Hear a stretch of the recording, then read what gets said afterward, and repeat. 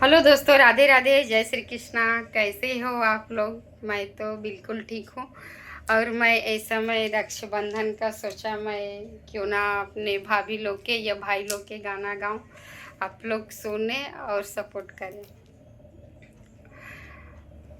अरे गो साड़िया देबू दुगो देखैबे करबे भौजी। अरे गो साड़िया देबू दुगो देखैबे करबे भौजी। अरे ससुरा में इज्जत तोहर बढ़ैबे करबे भौजी। अरे ससुरा में इज्जत तोहर बढ़ैबे करबे भौजी। अरे गो साड़िया देबू दुगो देखैबे करबे भौजी।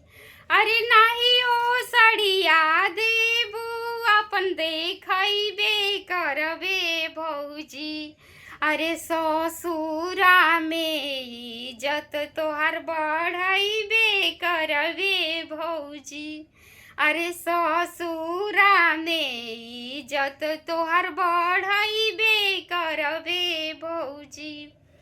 अरे नाही ओ साड़िया देबू अपन देखैबे करबे भौजी। अरे ससुरा में इज्जत तोहर बढ़ैबे करबे भौजी। अरे ससुरा में इज्जत तोहर बढ़ैबे करबे भौजी। अब की बार रक्षाबंधन में मेरे भैया नहीं आएंगे।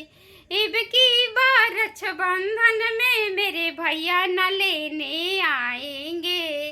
भैया न लेने आएंगे, मैं खुद ही से चल जाएंगे। भैया न लेने आएंगे, मैं खुद ही से चल जाएंगे। सड़क खराब है नैहर का, मैं टेंशन नहीं उठाएंगे। सड़क खराब है नैहर का, मैं टेंशन नहीं उठाएंगे। ठीक है, गाड़ी नहीं जाएगा, मैं पैदल ही चल जाएंगे। गाड़ी नहीं जाएगी, मैं पैदल ही चल जाएंगे। सड़क खराब है नैहर का, मैं टेंशन नहीं उठाएंगे। सड़क खराब है नैहर का, हम टेंशन नहीं उठाएंगे। गाड़ी नहीं जाएगी, मैं पैदल ही चल जाएंगे। गाड़ी नहीं जाएगी, मैं पैदल ही चल जाएंगे। बाढ़ जो आया रामगढ़ में, मैं तैर के पार हो जाएंगे। बाढ़ जो आया रामगढ़ में, मैं तैर के पार हो जाएंगे। नदी पहाड़ हो के जाएंगे, बाकी राखी बांध के आएंगे। नदी पहाड़ हो के जाएंगे, मगर राखी बांध के आएंगे। रखिया के दाम बढ़ल जाता, ये भाभी तो है कुछ ना बुझाता हो। रखिया के दाम बढ़ल जाता, ये भाभी तो है कुछ ना बुझाता हो। गड़िया के भाड़ा बढ़े बढ़े मिठाइया, गड़िया के भाड़ा बढ़े बढ़े मिठाइया। भैया के रखेलू सारा कमाइया, काहे देबे में जियरा डेराता, ये भौजी तो है कुछ ना बुझाता हो।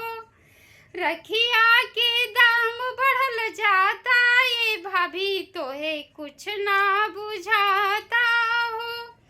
रखिया के दाम बढ़ल जाता, ये भाभी तो है कुछ ना बुझाता हो। गड़िया के भाड़ा बढ़े बढ़े मिठाइया, भैया के रखेलू सारा कमैया।